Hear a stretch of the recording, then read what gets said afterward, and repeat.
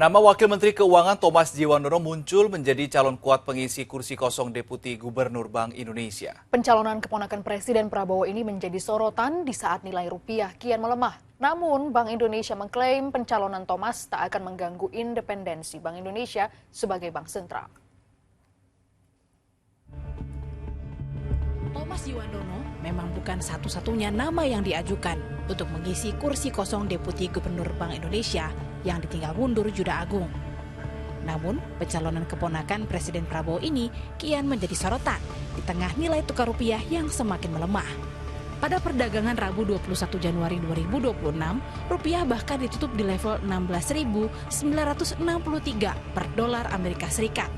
Hanya kurang 37 poin saja dari 17.000. Bank Indonesia mengklaim pencalonan Thomas tak akan mempengaruhi independensi Bank Indonesia sebagai bank sentral. Kami tegaskan bahwa proses pengisian jabatan Deputi Gubernur tersebut tidak akan mempengaruhi pelaksanaan tugas dan kewenangan Bank Indonesia sebagai bank sentral sebagaimana diamanatkan dalam Undang-Undang Bank Indonesia. Proses pengambilan kebijakan di Bank Indonesia tetap kami pastikan dilakukan secara profesional dengan tata kelola yang kuat. Yang semakin menuai tanda tanya dari informasi yang diperoleh, Thomas Djiwandono yang kini menjabat sebagai Wakil Menteri Keuangan bakal bertukar posisi dengan Juda Agung yang mundur dari jabatan Deputi Gubernur BI. Tapi Menteri Keuangan Purbaya menepis isu ini. Informasi mengenai tukar guling antara Deputi Gubernur BI jadi WMQ. Oh, saya nggak tahu itu kalau saya nggak ngerti. Tapi kita serahkan ke proses politik yang ada. Yang jelas seluruh peraturan dan persyaratan pasti sudah dipenuhi, jadi nggak ada masalah pelanggaran peraturan atau hukum atau undang-undang. Tapi benar Pak Deputi jadi WMQ ini Pak? Masih izin Belum tahu, kita lihat nanti. Rupiah adalah wewenang bank sentral dan saya percaya bank sentral akan mengambil langkah yang tepat untuk menjaga stabilitas nilai tukar. Di tengah nilai tukar rupiah yang terus melemah, berbagai spekulasi muncul.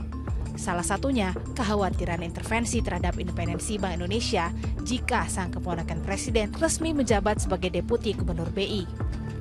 Apapun spekulasi yang berkembang, Wakil Ketua DPR RI sekaligus Ketua Harian DPP Gerindra Sufmi Dasko Ahmad memastikan pencalonan Thomas sudah sesuai aturan.